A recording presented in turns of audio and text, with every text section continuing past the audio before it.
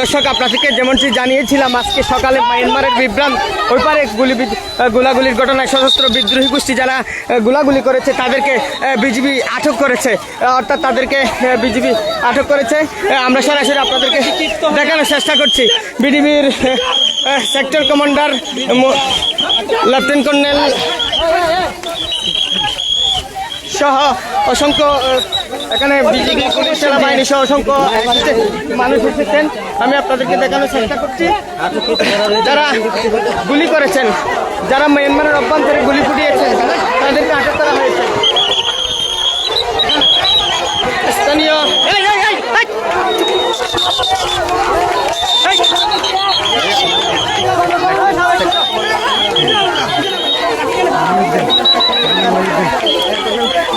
এখানে আমরা Ramu sector commander colonel Mohiuddin আহমেদকে দেখতে পাচ্ছি।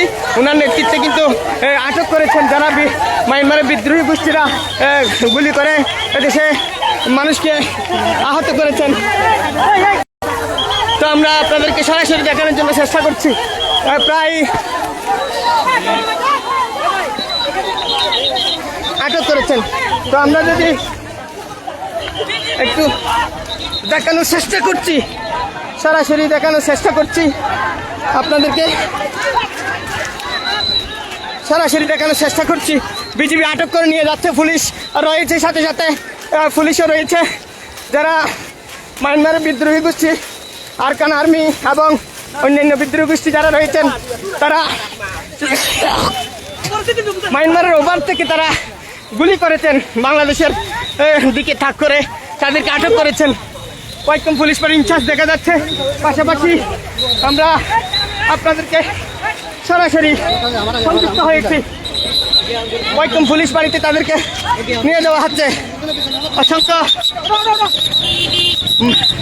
যাদেরকে স্থানীয় ভাষায় মগবাগি বলা হয় তাদেরকে আটক করেছে পুলিশ, বিজিবি এবং আইনশৃঙ্খলা বাহিনীর সদস্যরা তাদেরকে আটক করেছে।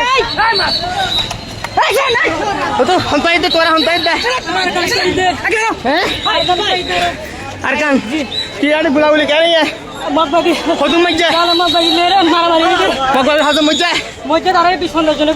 মারা গিয়ে কি নাম এখানে মগবাজি হজম হয়েছে 17 ওরে গুলাগুলি তাদেরকে বলা হয়েছে। আমরা তাদের কাছ থেকে এখানে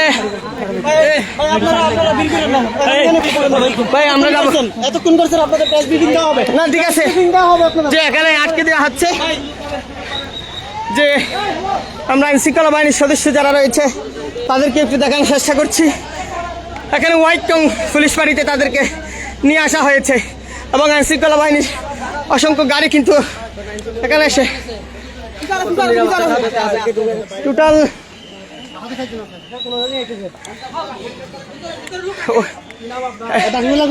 কমান্ডার একজন কমান্ডার আমরা দেখতে পাচ্ছি। পাশাপাশি গুলিবিদ্ধ যারা রয়েছেন তাদেরকেও উদ্ধার করেছে। এখানে বাংলাদেশের বাহিনীগুলা আজকে বীরত্বের ইতিহাস করেছে, কারণ তারা মায়ানমারের অভ্যন্তরে থেকেও আমাদের দেশকে অশান্ত করার জন্য চেষ্টা করছিল, কিন্তু বিজিবি পুলিশ তাদের সম্মিলিত প্রচেষ্টায় তারা আটক হলেন। আপনাদেরকে দেখানোর চেষ্টা করছি। একজন গুলিবিদ্ধ, 2 জন রয়েছে।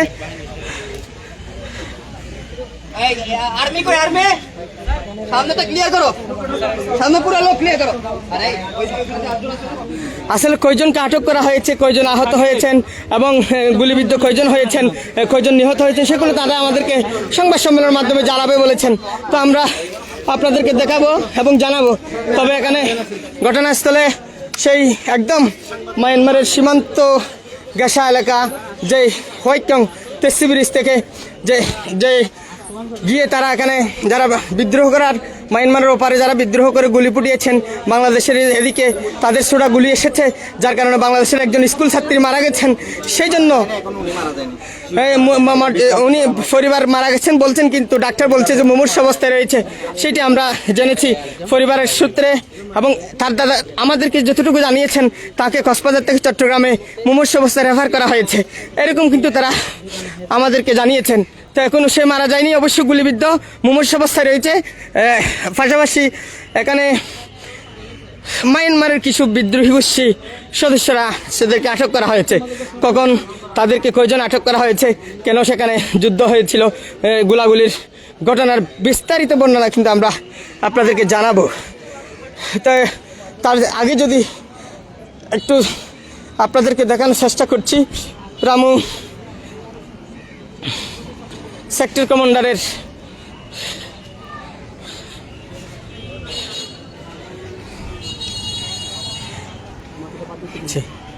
দেখছেন আপনারা ইতিমধ্যে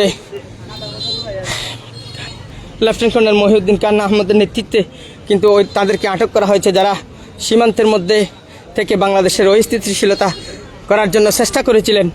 তো সকালে তিনি এসে সশরীরে গিয়ে তাদেরকে আটক করেন। সমস্যার কারণে দুঃখ প্রকাশ করছি। আসলে তাদের সেই স্থানীয় যারা রয়েছেন তাদের বারবার একটি অভিযোগ, সেটা হচ্ছে যখন নাপ নদীর পাড়ে নামেন মাছ শিকারের জন্য, তখন মায়ানমারের বিদ্রোহী গোষ্ঠীর সদস্য যারা রয়েছেন তারা তাদেরকে আটক করে নিয়ে যান, অপহরণ করে নিয়ে যান, এবং পরবর্তীতে মুক্তিপণ দিলেই ছাড় দেন, না হয় তাদেরকে মেরে ফেলেন, এরকম একটি আমাদেরকে স্থানীয় দাবি করেছেন। কিন্তু আজকে বিজিবি সরাসরি গিয়ে তাদেরকে, যারা সীমান্তে অস্থিতিশীল পরিবেশ তৈরি করছিল, তাদেরকে আটক করেছে।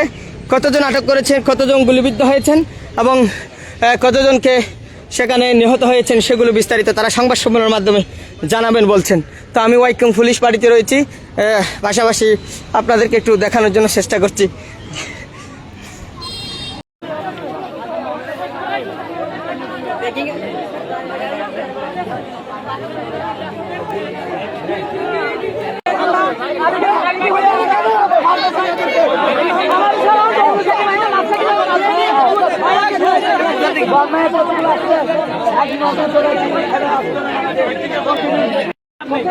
আপনারা যেটা করবেন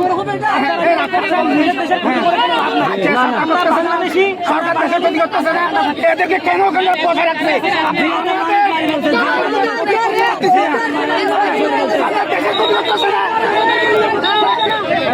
মানুষ উত্তপ্ত হয়েছে, অ্যাক্সিডেন্ট হয়েছে, বিজিবির এই গাড়িও আসছে।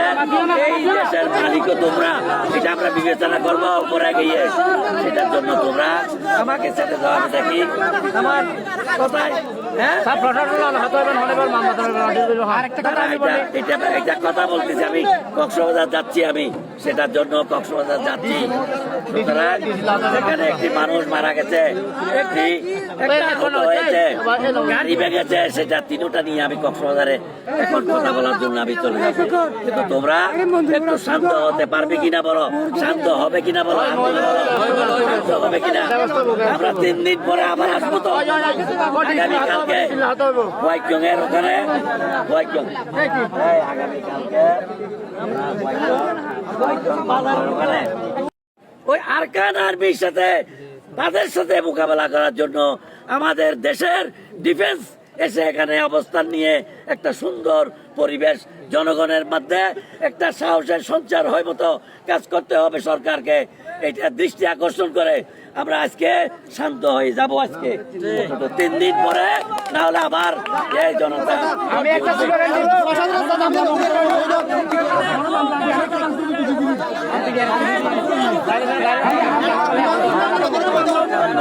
আচ্ছা দেখা যায় ওইটা বিজেপির সাথে আমি কথা বলে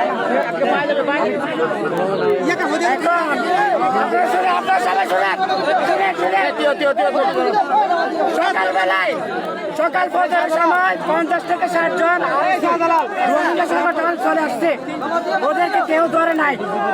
তারপরে এখন ওখানে 20 থেকে 30 জন আছে, তাদের বিরুদ্ধে কোনো ধরনের ব্যবস্থা করে আমরা দেখি নাই। আপনারা কি ধরনের শুনো, আরেকটা কথা বলি, বিজেপি যেটা গাড়ি বেড়েছে, যেখানে মানুষ শুনুন আর এমপি মহোদয়ে অনারের আশ্বাস দিয়ে এবং অনার মধ্যে থাকিব আর তার উপর তারা ইয়ার সমতা পরিকল্পনা সময় দিই সমতা ভিতর দিকরা যদি সময়ের ভিতর সমাধান করে আর এমপি সাহেব উদ্দেশ্য আইয়ে অনার সমস্যার সমাধান করিব এবং অনার সম্পূর্ণ নিরাপত্তা দিব এবং আর এমপি সাহেবে অনার ব্যক্তির সমস্যার সমাধান করিব অনার আশ্বাস রাখুন বিভার মানলে হতা হয়ে ওনার ব্যক্তির সমস্যার সমাধান করিব ওনার নিরাপত্তা দিব এবং ওনার মামলার ব্যবস্থা নিব ওনার এখানে আশ্বাস থাকুন এবং আর এমপি সাহেবে ডিপার্টমেন্ট হতা হয়ে এবং ঊর্ধ্বতন ডিপার্টমেন্ট আলোচনা করিব ব্যক্তির সমাধান করিব আশ্বাস থাকুন আলোচনা হওয়ার সমাধান আলোচনা করে সমাধান ওনার দুদিন সময় দেন দুদিনের ভিতর যদি আমরা এর ব্যবস্থা নয় 3 দিনের ভিতর আমরা আবার আন্দোলন নামিম দুদিনের ভিতর যদি এর সমাধান হয় 3 দিনের ভিতর আমরা আবার আন্দোলন নামিম আমরা এর কি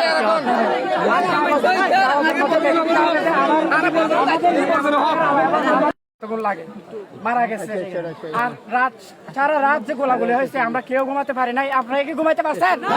কেউ ঘুমাতে পারে নাই। সারা রাত আমাদের গড়ের তীর গড়ের প্লেয়ার সবগুলা কাঁপতেছে দাম দাম করে। এগুলোর শুধু একমাত্র কারণ ওই রোহিঙ্গা সংগঠন যারা আছে RSO RSA Rohingya celebration army যারা আছে ওরা এখানে আমাদের যে প্রজেক্টগুলো আছে থাকবে না আমাদের যে প্রজেক্ট গুলো আছে ওখানে যে বাসাগুলো আছে ওরা গাঁটি হিসেবে দখল করে ফেলছে গুলা দখল করছে তো করছে। ওরা আবার মাঝে মাঝে ওদেরকে হামলা করে আরাকান আর্মিকে। তো আরাকান আর্মি যখন ওদেরকে হামলা করে মারতে মারতে এখানে নিয়ে আসে তখন ওদের যে মর্টার শেল তারপরে গুলি বুলেট এগুলো আমাদের দেশে চলে আসে। আমাদের যারা মাছ ধরতে যায় যারা জেলে আছে যারা কাঁকড়া ধরে তাদের জীবন একেবারে ঝুঁকিপূর্ণ হয়ে গেছে। তারা যখন বাসা থেকে বাইর হয় মাছ ধরার জন্য তখন আমার মনে হয় যে স্ত্রী স্বামী যারা আছে তাদের কাছ থেকে একেবারে বিদায় নিয়ে চলে যায় একেবারে হাতের মুঠে চলে আসে প্রাণটা হাতে নিয়ে তারা চলে যায়। আমরা 3 দিনের আলটিমেটাম দিলাম 3 দিনের মধ্যে যা ব্যবস্থা করতে হবে তা করেন না হলে আমরা করবো।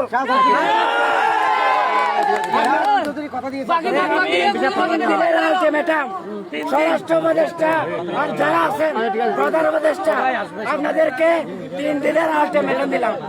3 দিন থেকে যদি আপনারা আমাদের জীবন আমাদের মনটাকে শান্ত করতে না পারেন তাহলে আপনারা আমাদের দেশ চলে যাচ্ছে। 3 দিনের মধ্যে মানুষ আছে সন্ত্রাস এটা থাকে এরিয়ার মানুষ আর কিছু বলতে পারে জনগণের হতল দিয়ান জনগণের দিয়ান শুনে দিয়ান করতে এরিয়ার মানুষ আছে বর্মার মানুষ আছে এটা তাঁতিয়ার থাকে এরিয়ার মানুষ কিছু বলতে পারে জনগণের দাবিল দিয়ান প্রশাসন আছে গাড়ি যাত্রী কক্সবাজার জানি মানে ভোগান্তি নয় ভোগান্তি জানিনা পারি কক্সবাজারে অনেক অনেক মানুষ জানিনা পারে লক্ষ লক্ষ মানুষ দেখেন রাস্তার মাঝে প্রায় 50,000 মানুষ হবে শিক্ষা দিতে পারে তারা দেশত দুর্নীতি আছে তুলিবার লাই অনুরোধ করতে সরকারের আছে এটা